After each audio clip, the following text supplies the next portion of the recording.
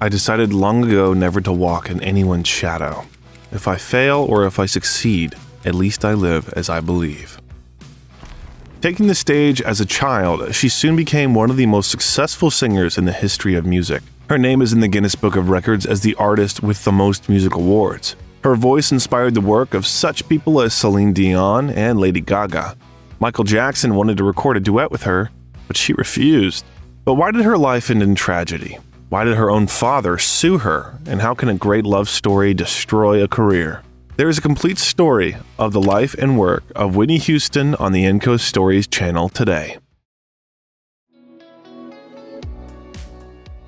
Whitney Elizabeth Houston was born on August 9, 1963 in Newark, New Jersey. Her father, John Russell Houston, was a veteran of the Vietnam War and for some time after his discharge from the Army worked in the city administration of Newark.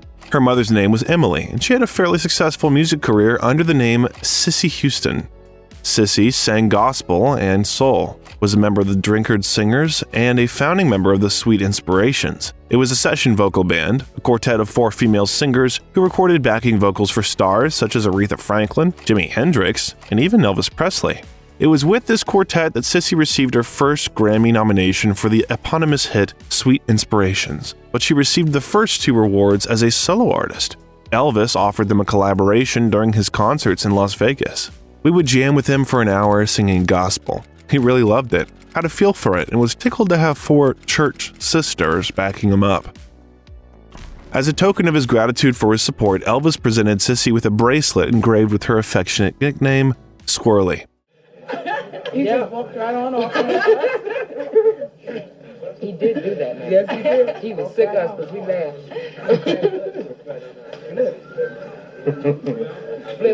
John and Emily met when Emily was working at the Atlantic Records studio where she performed backing vocals for the then popular Wilson Pickett. At that time, she already had a husband from whom she was pregnant, but the first marriage only lasted 2 years. John was 13 years older than her, but that didn't stop them from getting married in 1959 and starting a new family. In this marriage, a son, Harry, was born. Later, another boy named Michael, and after him, Whitney came into this world. At first, the Houston family lived in a disadvantaged area of Newark, but the parents did everything to ensure that their children grew up in love. The father did not work and spent all the time with the children, while the mother toured and earned money at the studio. During this period, she worked around the clock to move her family to a more affluent area of the city. It happened in 1967. Despite the fact that Sissy was often absent from home, she devoted every Sunday exclusively to the children. Whitney later recalled how important Sunday services were for her because there she not only spent time with her mother but also began to sing in front of an audience for the first time. Whitney was raised by her parents in the Baptist faith and already at the age of 5 joined the church choir of the New Hope Baptist Church. There she also learned to play the piano. It is said that Whitney started singing almost immediately after birth. Her brother Harry recalled how he often found little Whitney, dressed in her mother's dress, singing at the top of her lungs as if she were not in her own basement but on a stage of Madison Square Garden. For the first time, little Whitney demonstrated the possibilities of her unique voice in this very church. At the age of 11, she sang her first solo. She was so nervous that day that she almost forgot the words, but when she finished, the entire church hall burst into applause. Since her mother was already a fairly established singer with a successful career, everyone around her wondered if Whitney would follow in her footsteps. However, Sissy was well aware of how difficult and unpredictable the life of an artist can be. She insisted that her daughter take her time and focus on her studies. Most people think that because I grew up in show business that I really didn't have the opportunity to have a childhood like some children, are not allowed to have when you are in show business or surrounded by it in some way or another. But I did, My mother was very adamant about her children. My mother and father both were adamant about their children having a childhood and being able to play and be kids and do all the things that children do and then move into the adulthood with a natural progression, just being surrounded by my family, sitting around after Christmas dinner and, with all my family members who all can sing, instead of talking after dinner, we all went and sang, That's probably my most fondest memory of just being young and being surrounded by a lot of love and care. Although the mother encouraged her daughter to sing, she did it carefully and never pressured her. More and more often, Whitney began to appear on stage at her church, and very soon became a real star in the Junior Baptist Choir, New Hope. Despite the fact that Whitney achieved some success in the choir, became its soloist, she often had problems with her studies. Houston then attended Franklin Elementary School, which is now the Whitney E. Houston Academy of Creative and Performing Arts. In addition to failing grades, the girl was bullied by other girls because her skin was too light. Yes, her parents were black, but she also had Dutch roots on her mother's side. Due to bullying at school, Whitney had almost no friends, but she was able to turn this disadvantage into her strong point. I finally faced the fact that it isn't a crime not having friends. Being alone means you have fewer problems. In the 6th grade, Whitney's parents transferred her out of public school and sent her to a private all-girls institution called Mount St. Dominic Academy. Her mother made it clear that she would focus on her studies and singing could always be done later. Despite this, Whitney still sang at every opportunity just like her mother. At the time, Sissy's busy schedule was taking a toll on her marriage, and sadly, the couple finally decided to go their separate ways in 1977. The day before, their family faced a serious problem when their father had a heart attack. At first, it seemed that the meeting with death brought John closer to his wife, but after his recovery, everything changed for the worse. He began to blame his heart attack on his wife. Like, she was not home all the time, all the children were on him, he got nervous, and thus, worsened his health. It was difficult to say what the real reason for the divorce was, but there were rumors in the tabloids about betrayal on both sides. Anyway, Whitney Houston was deeply saddened by her parents' separation. Fortunately, though, after the divorce, her father settled not far from their house, so they continued to see each other regularly and communicate. After Whitney won 2nd place in a national talent contest in 1977, her mother realized that her daughter's passion for singing was quite serious. On February 18, 1978, 14-year-old Houston made her debut at a non-church performance at Manhattan City Hall, where she performed the Broadway standard Tomorrow from the musical Annie. Sissy began taking Whitney to her concerts, where she performed backing vocals, took part in dance numbers, and also appeared on her mother's solo album, Think It Over. The first joint appearance of her mother and daughter took place in the nightclub Town Hall in New York in 1978. It was there that 15-year-old Whitney Houston literally stole her mother's show, performing a solo and capturing the attention of all listeners. As at her local Baptist church, the crowd was impressed and erupted into a long standing ovation. From that moment on, Whitney Houston knew without a doubt that singing was her calling in life. When I decided to be a singer, my mother warned me I'd be alone a lot. Basically, we all are. Loneliness comes with life. When Whitney turned 15, she was finally convinced that she wanted to be a singer. Her mother supported her but worried that the singer's schedule could be very stressful and interfere with her studies at school. They found an amazing compromise. Once, Whitney and her mother were walking around the city when a man who worked at a modeling agency approached them. At first, it seemed suspicious, but after communication, it turned out that he was not a fraud, but really wanted to introduce Whitney to the owner of the agency. This acquaintance brought Whitney her first contract. Not yet as a singer, but as a model. Whitney soon became a model for several popular magazines such as Cosmopolitan, 17, Glamour, and Young Miss. Whitney's mother wanted her daughter to be a model more than a singer.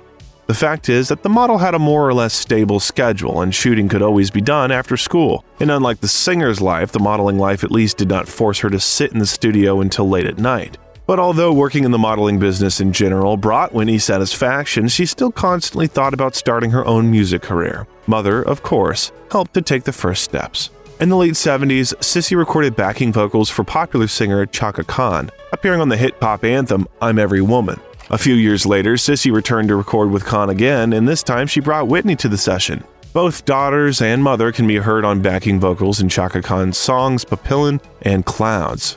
Having received the first experience of working in a professional studio, Whitney did not leave it. The result of such round-the-clock fanatical dedication to the microphone was the song Memories. It never made it onto any of Whitney's albums, but it was this song that launched her real career. I cannot leave this place full of memories. It was this composition that attracted the attention of many labels who wanted to acquire young talent. She was the first to be approached by representatives of Elektra Records, who at that time had a contract with such giants of the industry as The Doors. In addition to Elektra Records, famous record producer Michael Zager was also in the running for Whitney, but they were all turned down by Whitney's mother. Sissy was not jealous of her daughter's contracts, it's just that at that time, the girl had not yet finished school, and her mother was afraid that this would affect her future life. Nevertheless, a third proposal was accepted in April 1983. The label Arista Records managed to offer a profitable contract, which was agreed not only by Whitney, but also by Sissy. At that time, the Arista executive Clive Davis, known for his ability to turn talented performers into hit writers.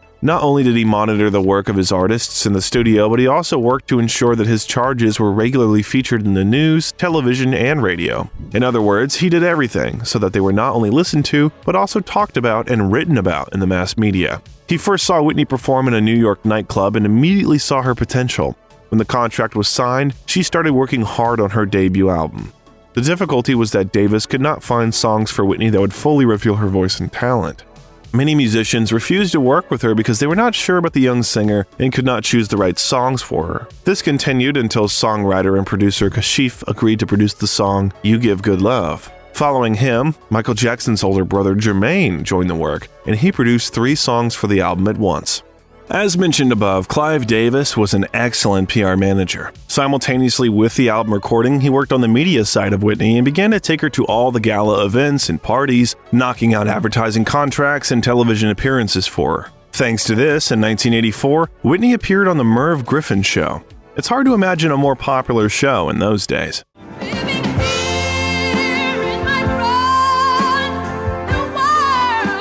In the same year, Whitney Houston sang a duet with R&B legend Teddy Pendergrass. The song called Hold Me became Houston's first hit and a golden ticket to the world of show business. After the release, the first mention of Whitney appeared in The Village Voice magazine, not as the daughter of a famous singer, but as an independent, promising creative entity. These are sensational rumors about Whitney Houston. She has a great voice, the kind that makes you laugh and cry at the same time. In addition, by the end of the year, Whitney managed to appear in a cameo role in the popular soap opera As the World Turns. There, she appeared with Jermaine Jackson, with whom she was already working on her album. Just so you know, this series was America's most popular show for almost 20 years. During this time, 54 seasons and almost 14,000 episodes were filmed. This week on As the World Turns, superstar singing sensations Jermaine Jackson and Whitney Houston visit Oakdale in the most exciting daytime television event of the year.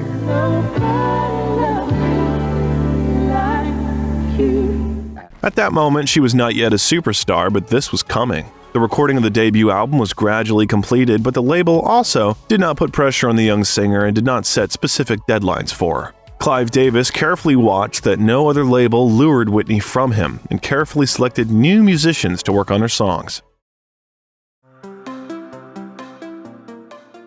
God gave me a voice to sing with, and when you have that, what other gimmick is there? Finally, after 2 years of almost continuous and difficult work in the studio, the first solo album of the singer, called Whitney Houston, was released. Such a name is not a lack of imagination, but rather a popular step among many artists. The album hit stores on Valentine's Day 1985. On Valentine's Day, the world fell in love with Whitney Houston.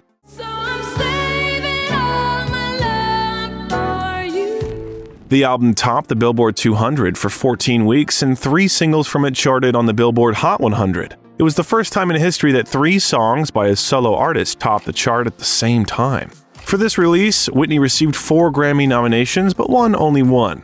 Best Female Pop Vocal Performance for the song Saving All My Love for You.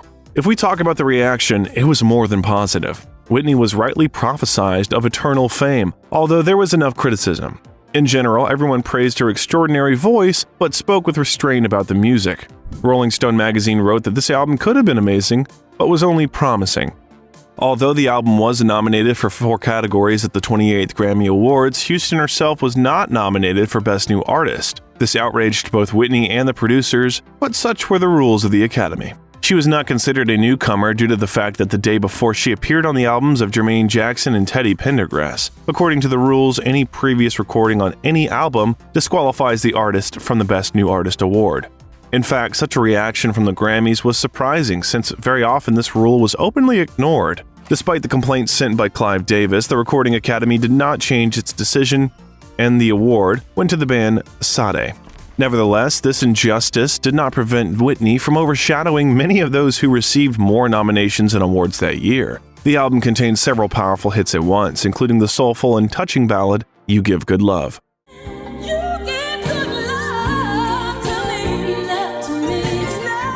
The biggest hit of the debut album was the song The Greatest Love of All, her cover of George Benson's composition. Originally, the song was created as the main theme of a movie about Muhammad Ali, but Whitney's version gave the song new life and returned its popularity. Another important track from this album was the song Someone for Me. There, Houston pondered why she was single on a Friday night. When the world learned about the beautiful and charming Houston, it was really difficult to understand why such a wonderful young woman could be single. This fact often led to unwanted speculation about her personal life, but more on that a little later.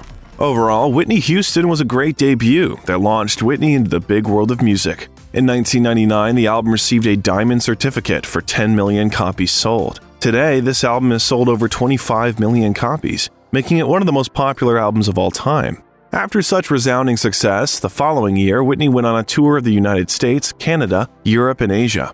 On the tour, she was also accompanied by her brother Harry, who replaced Jermaine Jackson and Teddy Pendergrass in duets.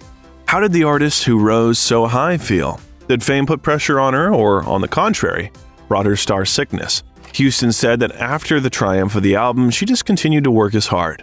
I really had no time to bask in it, which is, I thank God, because I think once you can sit back and actually realize what is happening to you, I think you start to think how great you really are. And for me, it was a joy to sing. I love to sing. I love music. I always have. I was raised in it. I was born into the show business kind of thing, and my mother gave me all the warnings of what could happen to one who got so big for themselves, that got so big that the very ones you see going up are the very ones you're going to see coming down. So I just kind of kept a level on it, and knowing that I can't be greater than God, I can't be no bigger than Him, so. After the tour ended, Whitney's father approached her with an offer. He wanted to become her manager. Knowing his personal experience as well as his love for her, Whitney happily agreed. This cooperation would bring a lot of benefits to both, but it would also put them at loggerheads for many years. That same year, Whitney also appeared on the soundtrack to John Travolta's movie Perfection, performing the powerful track Shock Me. Despite the fact that she got into the soundtrack, the most popular that year was brought to her by an ordinary advertisement for Diet Coke. Today, an advertising contract for an artist is a common thing, but then it was considered a real recognition. That was how every American family learned about Whitney Houston. This is the one.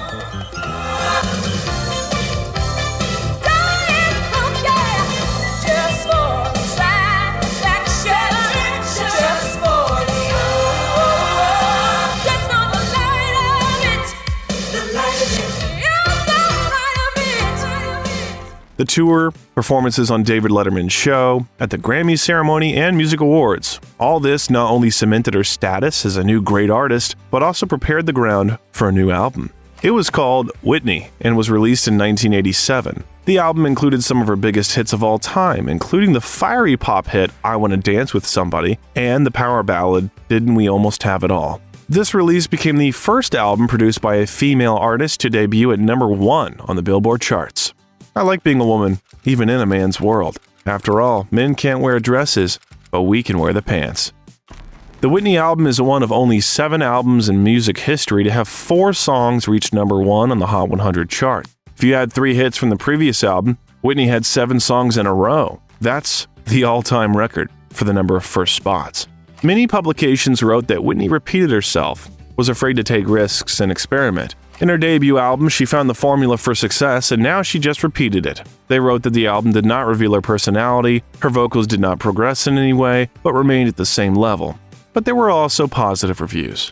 Whitney Houston has a fine instrument and uses it well. Her voice takes us to places we know, and to places we might want to forget, and to places we dream about. However, commercially, it did great and sold more than 10 million copies in the first 3 months, and today that figure is close to 20 million. Unlike critics, listeners fell in love with Whitney even more and literally showered her with awards for this record. Grammy for the song I Wanna Dance with Somebody, 4 American Music Awards, as well as 6 Billboard Awards. A month later, Whitney began her second tour, which consisted of 150 concerts and brought in more money than Madonna and Tina Turner's tours that year. 2 albums and 2 tours made her one of the richest artists in the world. Whitney Houston earned $43 million in just 1 year. Big money encouraged generous charity, which she did. Whitney was fascinated by the personality of Nelson Mandela and the anti-apartheid movement. That was a policy of racial discrimination where the non-white population of the Republic of South Africa literally had no rights. Nelson Mandela was then in prison, where he met his 70th birthday. On his birthday, Houston teamed up with other musicians and performed at Wembley Stadium in London.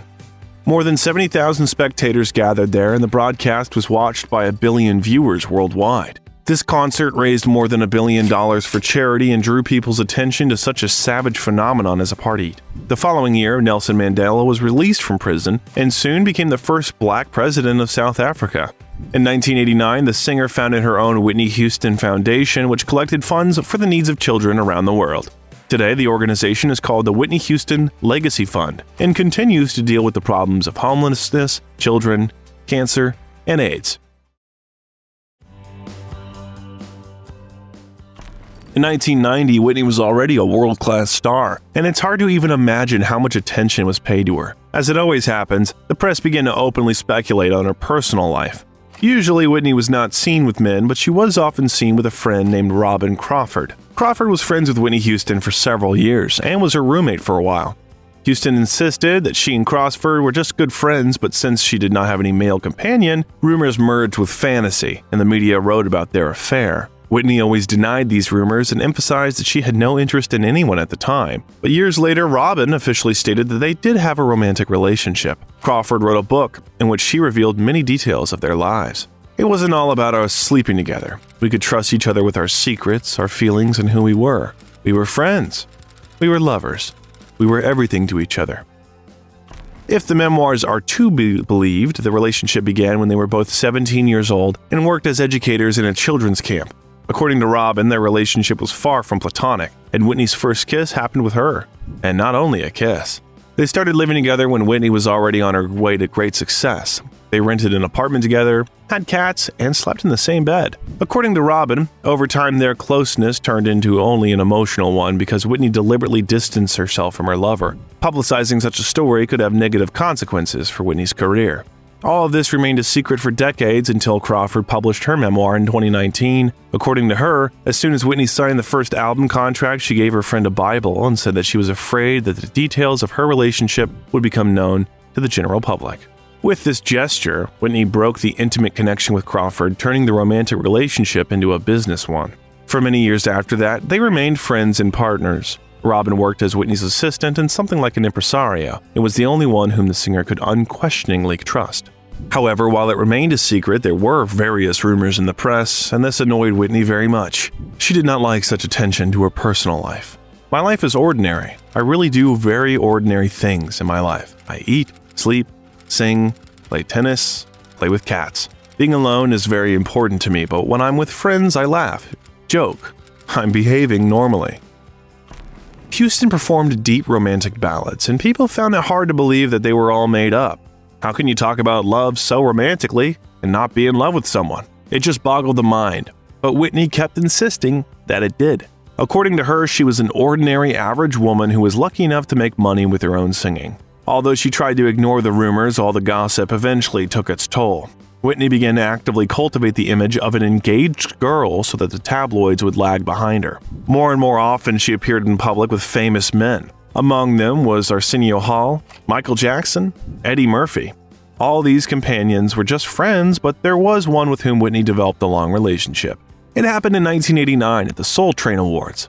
It was a difficult night for Whitney, as there were people in the room who thought she was not talented enough for this award. She would hear similar criticisms throughout her career, but in the beginning, it was difficult to deal with them on her own. The person who stood up for her that night was a singer named Bobby Brown. At that time, he was a well-known and successful performer, had the super hit My Prerogative behind him, as well as the image of a bad guy, so to speak. Bobby Brown was eccentric, sometimes unbalanced, sometimes completely insane. To find out where he got such an image, you can look at the number of his arrests. At the time of meeting Whitney, there were already many of them, and after their meeting, there would be even more. Year 1990, Whitney entered with sympathy for Bobby Brown, as well as with the idea of a new album. It was called I'm Your Baby Tonight, and was released in the fall. This record was supposed to be Whitney's return to the status of a so-called serious artist. The reason for the rebranding attempt was criticism, accusations of being pop, and moving away from their musical roots. Due to the fact that her songs became huge hits, many considered them soulless commercial projects. Simply put, the singer was accused of selling out. If you're going to have a long career, there's a certain way to do it, and I did it that way. I'm not ashamed of it. However, such criticism of her work did not go unnoticed, as evidenced by the sound of Whitney Houston's third album. As if laughing at those who called her a sellout, she shed all that pop polish and made a rather raw urban record. The center of attention on the album was the title track, I'm Your Baby Tonight, a song with a driving dance rhythm, which instantly became a classic and revealed a new Whitney to the world. From the second you touched me, I was ready to die. I've never been fatal. The album, although lagging behind her previous records in terms of sales, was received quite well. Shortly after its release, Whitney was invited to sing the national anthem for the 1991 Super Bowl. The organizers asked her to make a demo recording, but the result did not suit them because it sounded too jazzy. Then her father came to the rescue. He turned to the organizers and gave an ultimatum. Either they agree to Whitney's option, or they look for another singer. It worked, and she performed the anthem exactly as she had originally planned. Her performance became one of the most memorable in NFL history. Whitney absolutely nailed the song, and her passion paired well with her patriotism. The game took place at the height of the Persian Gulf War. There, Whitney presented herself as a symbol of freedom and American determination.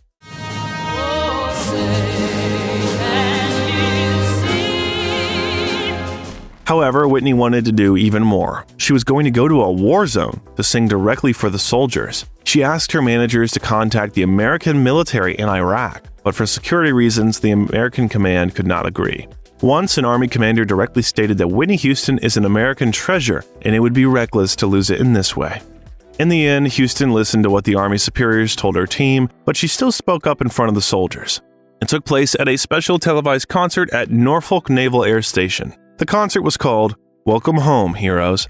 This performance was a huge success and became one of the best in her career. Many of those men and women witnessed difficult situations and were grateful to the singer for taking the time to support them. It was after this concert that Whitney went on the American tour in April 1991. She was once again at the peak of success, but one strange meeting almost ruined it all. During the tour, Whitney was accompanied by her brother Michael. Somehow, after returning to the hotel, he got into an argument with a stranger. Whitney, who was nearby, intervened without hesitation and hit the stranger so hard that he had to get stitches on his face.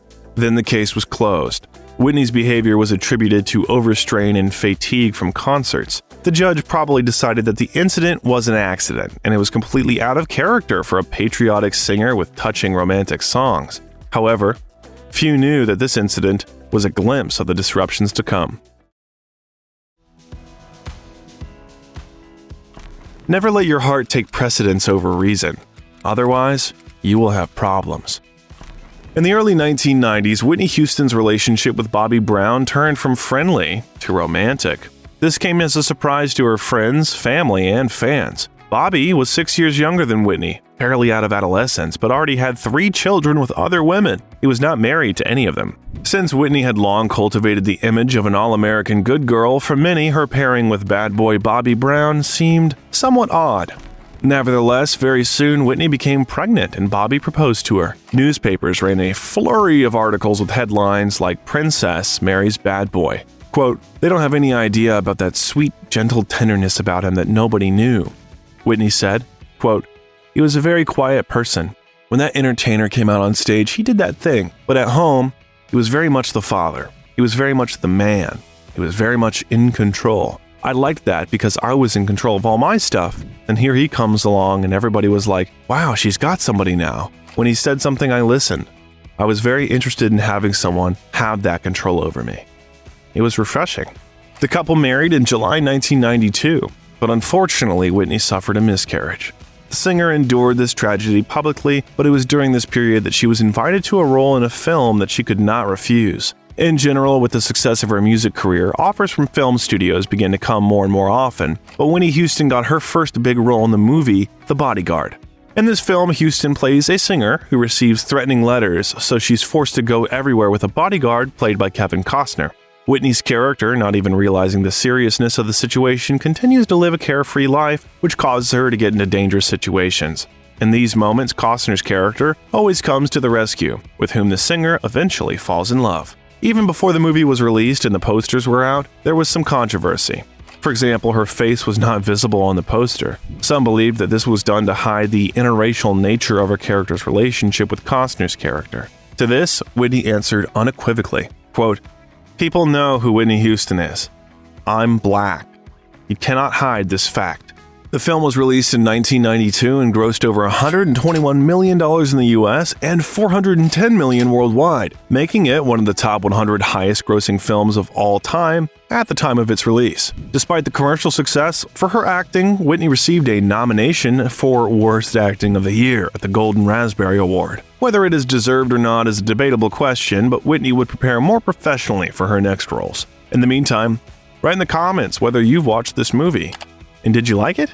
No less successful was the soundtrack, the executive producer of which was Whitney herself. She recorded 6 songs for the film, but the real diamond was the single, "I Will Always Love You." This song actually belongs to country singer Dolly Parton, who wrote it back in the 70s. Houston, although not the author of the lyrics, amazingly found a way to combine other people's words with her life, which instantly made the song an all-time hit.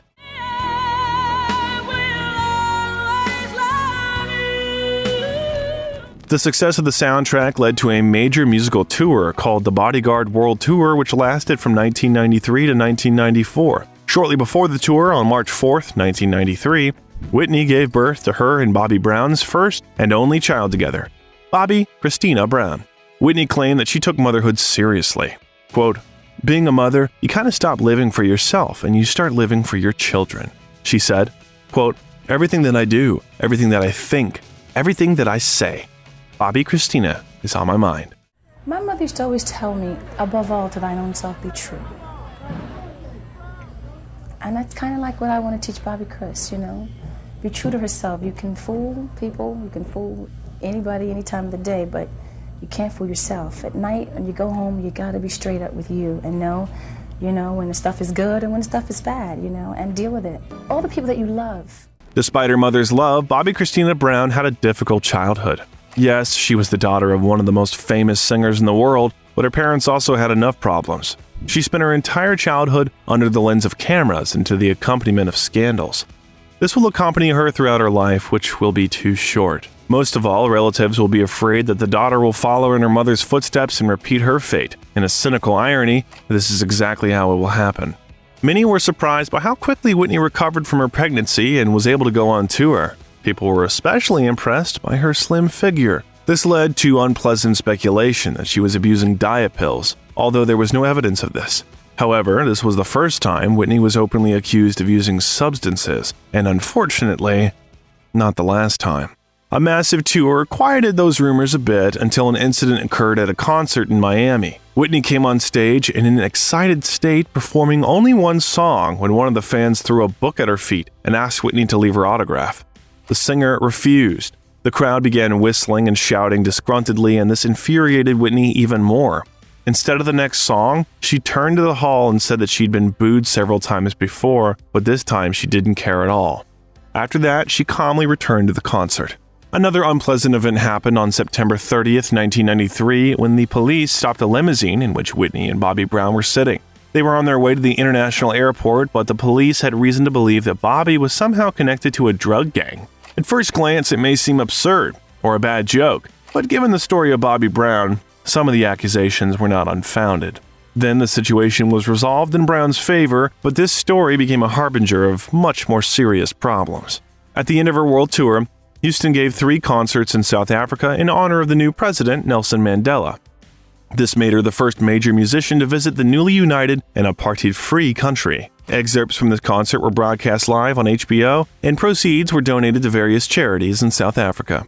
After completing her big tour, Whitney Houston was again showered with a huge amount of love and awards. She received the title of Artist of the Year at the Soul Train Music Awards, Outstanding Female Artist at the Image Awards, and 11 more Billboard Music Awards. 1994 was indeed her year. In March, Whitney received 3 more Grammy statuettes, and in October, she met Nelson Mandela himself at the White House. It was a state dinner in his honor, and Whitney got to know personally the man who has dedicated his life to fighting and winning. And that is why we love her so much.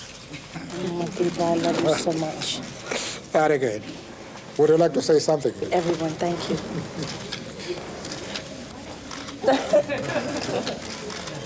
He tries my eyes. In terms of career, everything was really incredibly good, but in personal life, there were enough problems. Somehow, an argument broke out between her and husband Bobby and her friend Robin Crawford, which quickly turned into a fight. It happened in the hotel, so security came to the screams. They testified that Bobby was intoxicated, cursing and threatening Robin, but Whitney persuaded them not to call the police. It's not known what exactly caused the fight, but the problems did not end there. In April 1995, Bobby was arrested by the police for a bar fight. It happened at Disneyland in Orlando. According to witnesses, Bobby was drinking and flirting with a woman, and then he saw another man approaching her. For this, Bobby hit him over the head with a bottle and continued to beat the man even after he passed out and fell to the floor. The police arrived quickly, but Bobby refused to answer any questions, so he was thrown into the backseat of the car and taken to the station. He did not sit idle on the road either. Bobby wet himself in the car on purpose and also managed to scratch a few offensive words about the police on the leather seat. Despite his behavior, as well as the fact that the victim had to sew his ear to his head, Brown got away quite easily. He spent just a few hours in jail before his bond was posted at $5,000. This story shows well what kind of person Whitney got involved with and why everyone was against their relationship. Perhaps Whitney tried not to notice all the shortcomings of her husband, or maybe she was just busy with a career that was moving even faster than before. Whitney got another big role in the movie Waiting to Exhale. This film was about 4 black women trying to save their relationships. Whitney played the main role, a TV producer in love with a married man. She chose the role because she considered the film a breakthrough in the portrayal of black women, as it presents them as both professionals and caring mothers. The film received good reviews and box office, and Whitney was praised for her performance and significant progress in this regard since The Bodyguard. As with The Bodyguard, this film was remembered primarily for its soundtrack. For him, the singer created one of the most memorable songs in her history, the title track, Exhale, Shoop Shoop. In the song, Whitney talks about heartache, longing, and loss, and reflects that there are times when we all need to take a step back and catch our breath. The song was simple, but eloquent.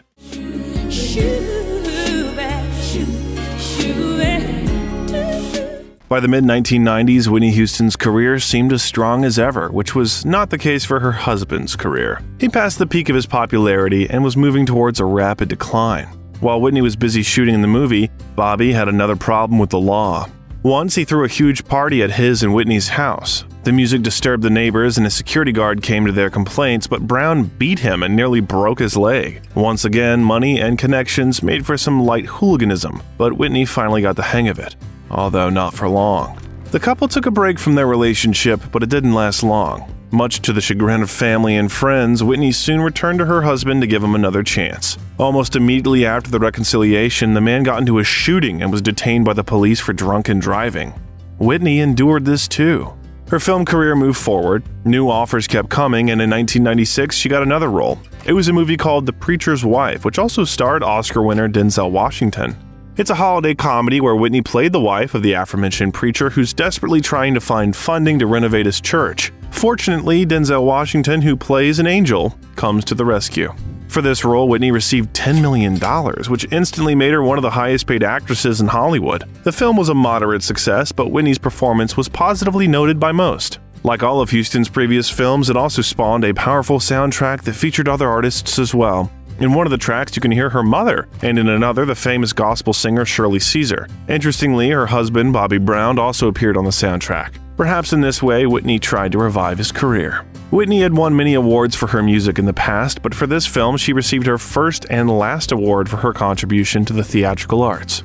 After finishing filming, Whitney started thinking about her next album, despite the fact that her film career developed quite rapidly. The last album was released 7 years ago. This is a big break for any artist. Some artists would not be able to recover from such a break. Producer Clive Davis began looking for musicians and songs for Whitney's next album, but he was concerned about rumors about his protege. At that time, rumors about Whitney's addiction surfaced from time to time in some not very decent media. Clive talked to Whitney's father and suggested that she spend some time in a rehabilitation center. Of course, Whitney was not delighted and disappointed by the lack of confidence in her. She insisted that it was all just a rumor and that she was fine. Apparently, she was quite convincing, because soon Clive did invite her to the studio to record a new album. Whitney Houston's fourth studio album was called My Love Is Your Love and was released in 1998. The album was well received, even though Whitney departed from her previous style and added more hip-hop to her music. Recorded and mixed in just 6 weeks, the release earned Whitney the strongest reviews of her music of her career. Did you think she'd crumble? Did you think she'd lay down and die? Then check out My Love, pal, and hear Houston prove beyond a doubt that she will survive. The day when the album went on sale was dubbed Super Tuesday because on that day albums by Celine Dion, The Offspring, Mariah Carey, and many others were released. Whitney's album was not lost against this background, although sales were small compared to previous releases. Only 120,000 copies were sold in the first week, but a year later this figure reached 4 million copies. What can be said about this album? The first single was a duet with Mariah Carey. It was expected to become a #1 hit, but it never rose above number 3 on the Billboard Hot R&B chart.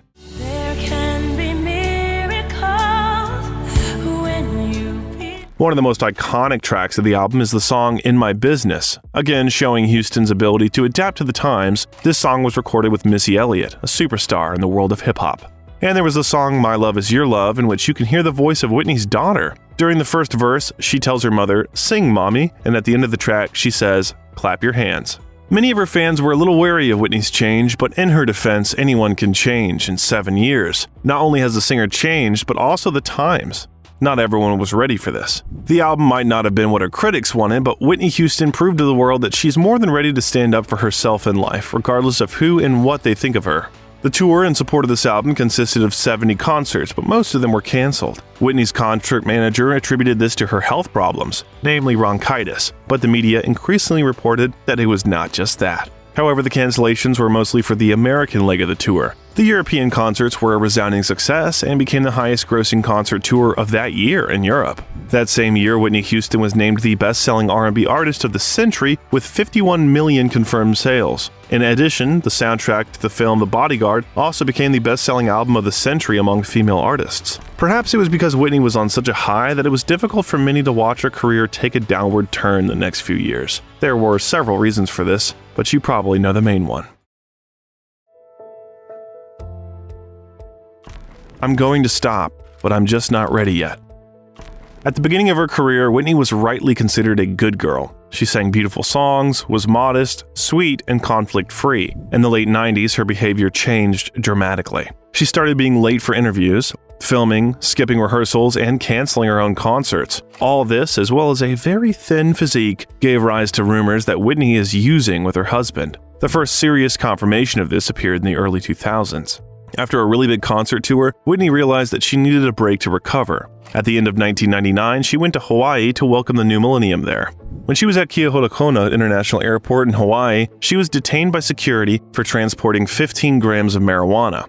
Although Whitney was not arrested at the time, her bag was confiscated, and a lawsuit was being prepared against her. Instead of meekly awaiting the verdict, Whitney dropped her luggage, ran from the police, and still made it to her flight. Of course, the press found out about this incident, and the new year began with numerous rumors about this situation. This drove her into depression. Besides, there was another unpleasant situation. Whitney was present at the Grammy Awards on February 23, 2000, when comedian Rosie O'Donnell mentioned the recent situation with Whitney from the stage and joked about it in her manner. Even though Rosie made a joke about the singer, it didn't come across as cruel or evil. Most stars probably took the joke in stride, but Whitney was furious. The broadcast was carried out live, so millions of viewers saw Whitney sitting on the podium and giving Rosie the middle finger. Whitney Houston is here. Whitney in the news this year. Sure was a lot. What can we say? Aloha. We'll just leave that one alone for later. Although Whitney actually won an award that day for her track It's Not Right, But It's Okay, the only thing that stood out was her reaction to Rosie O'Donnell's jokes. All of this drama apparently took a toll on her as the singer subsequently missed a performance at the Rock and Roll Hall of Fame in New York that was scheduled for the following day.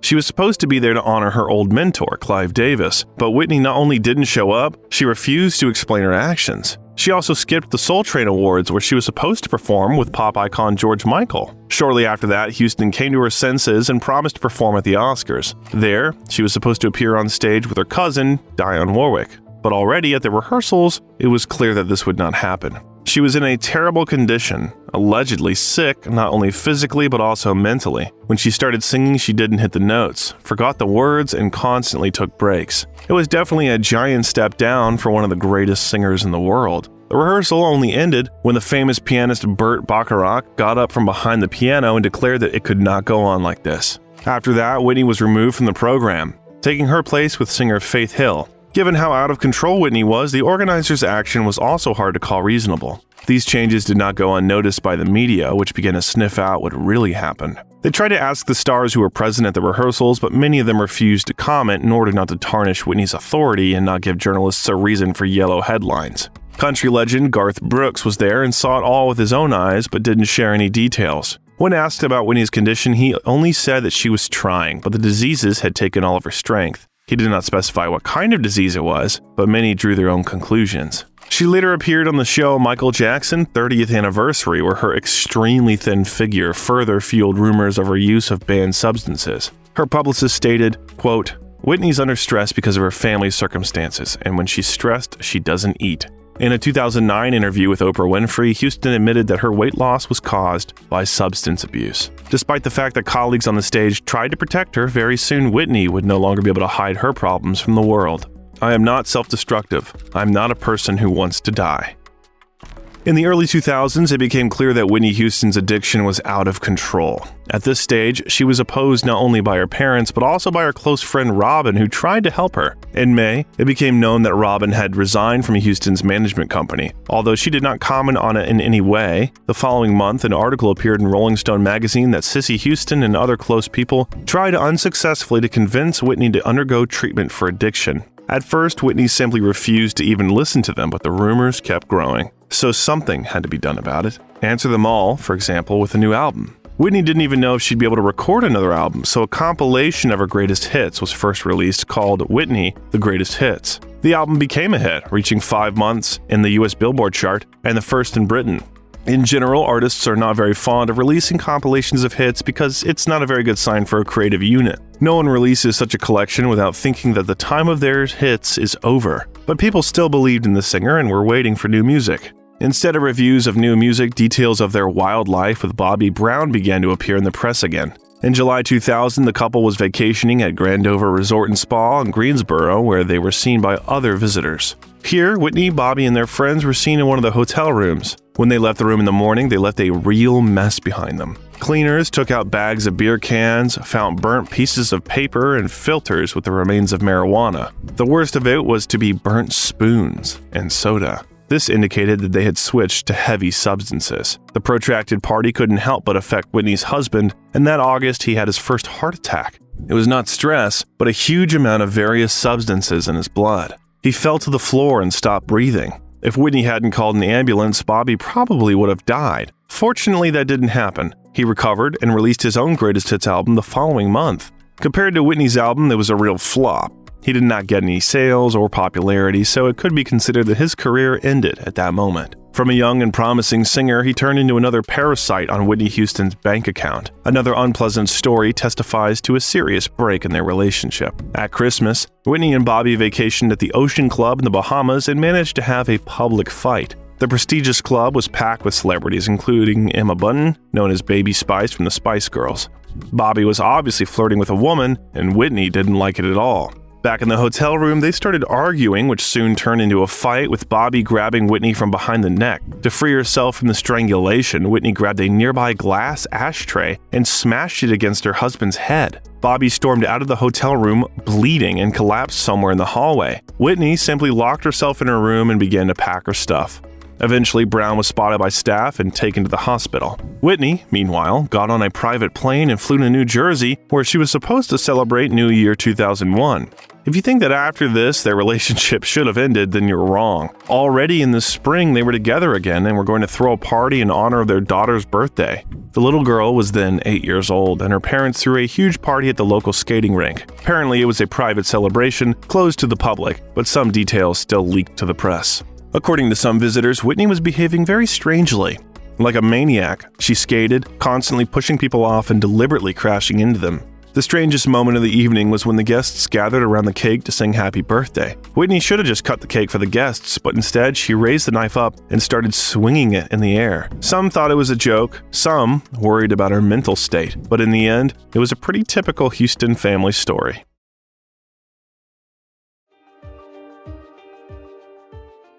At that time, Whitney had a strained relationship not only with her husband, but also with her father. In 2002, Houston was involved in a legal dispute with her father's company, which tried to sue her for $100 million. At that time, he was already 80 years old and spent most of his time in hospitals. So Whitney believed that he was simply taken advantage of and forced to file this lawsuit. Father headed the company Houston Entertainment, but for the last few years, he had only a formal position, and his partners handled the affairs.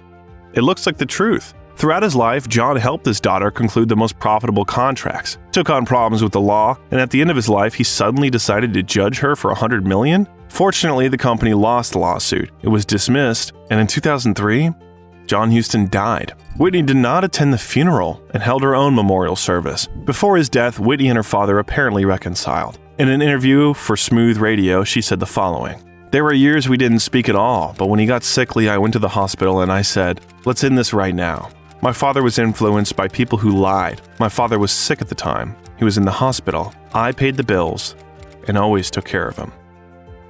Also this year, Whitney for the first time openly shared the details of her relationship with addictive substances. While promoting her next album, Whitney gave an interview to Diane Sawyer and dispelled rumors that she used crack. She said it was stupid because she earned too much to use such cheap drugs. Whitney dying. Crack rehab fails. First of all, let's get one thing straight. Crack is cheap. I make too much money to ever smoke crack. Let's get that straight, okay? We don't do crack. We don't do that. Crack is whack. In December 2002, Houston still managed to release a new album called Just Whitney. Despite the fact that the album again received good sales, it was met with coolness. It wasn't Whitney's best album, but it wasn't her worst either. The day before, Whitney signed a massive contract for 6 new albums. According to the results of the agreement, she was to receive $100 million, and Just Whitney was to become the first record of the planned 6. Apparently, even in those days, she was full of ambitions, but life made adjustments to her plan. As for the record itself, it sold a total of 2.5 million copies, which was not a bad result. In 2003, Houston released a Christmas album called One Wish, the holiday album. While her fans were treated to a celebration, Houston's personal Christmas was ruined by her husband's behavior. He was once again arrested for assault, but this time the victim was not a random person in the bar, but Whitney herself. When she was seen bruised after another fight, Bobby was thrown behind bars. Having lost the last drops of dignity, Bobby tried to return this shameful situation to his advantage, and after being released, made his own reality show. It was called Being Bobby Brown and detailed their life with Whitney. This drama found its audience, but with each release, Whitney's reputation was destroyed before everyone's eyes. That's what I'm doing. Give it up. Now the couple were considered out-of-control people with addictions, and Whitney didn't even try to deny it. The series was not renewed for a second season, as Whitney stated that she was not going to star in it anymore. The Hollywood Reporter magazine called the show, quote, the most disgusting and terrifying series ever to hit television. But the ratings were sky high. People like to follow not only the rise of their favorite stars, but also their fall. Fortunately, Whitney ended this story in time for herself and tried to return to a normal life. She started spending more time with her daughter, growing organic fruit on a small island, living a simple life. You have to understand, she explained later in an interview. I have been all around the world, and I'd done it all at that point in time, or so I thought.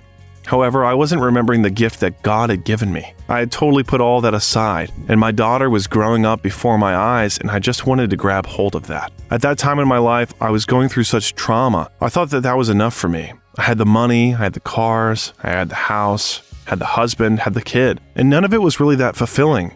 For a time, I was happy. I was happy, but I needed that joy. I needed my joy back. I needed that peace that passes all understanding. But bad habits prevented her from living a happy life. Smoking, alcohol, and other substances affected not only her health, but also destroyed the most important thing that was in Whitney, her beautiful voice. Since 2005, Whitney has been constantly working with the famous vocal coach Gary Katona. In this way, she tried to save her voice and return to singing, but her crazy lifestyle made it impossible. She was horrified by it. When someone is a singer of that caliber, their voice is such a big part of who they are. She identified with her voice.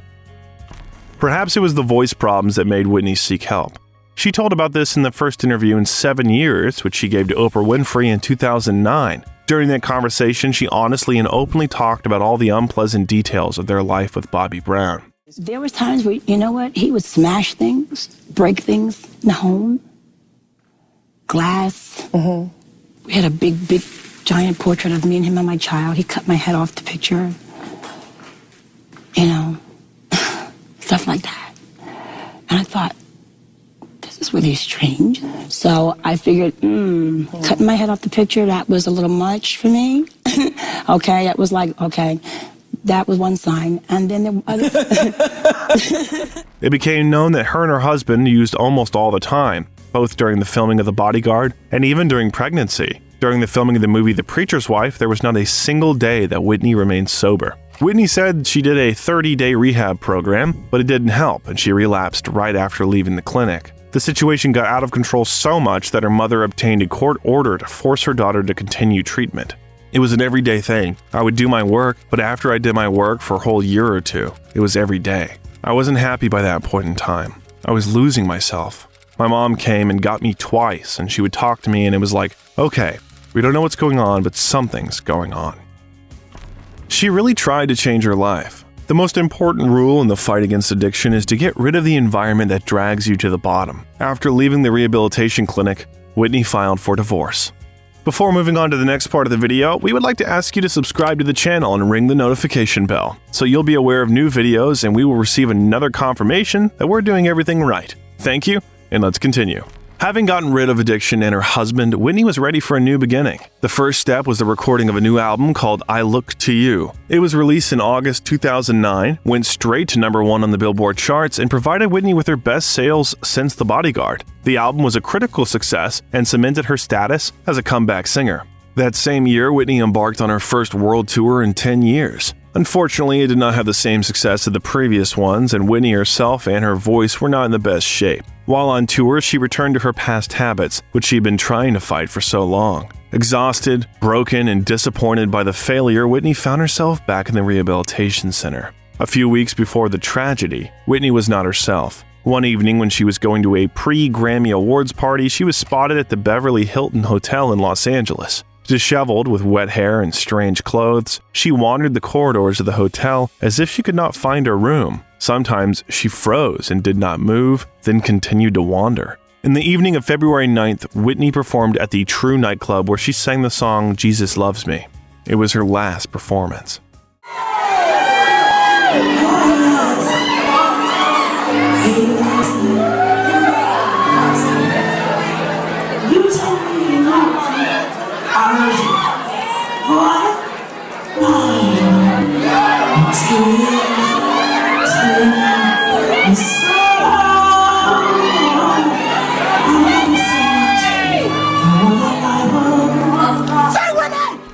Two days later, on February 11th, 2012, Whitney Houston was found unconscious in her hotel room. She was lying in the bathroom, submerged underwater, and attempts to save her proved futile. This time, they could not push her away from the edge of the abyss.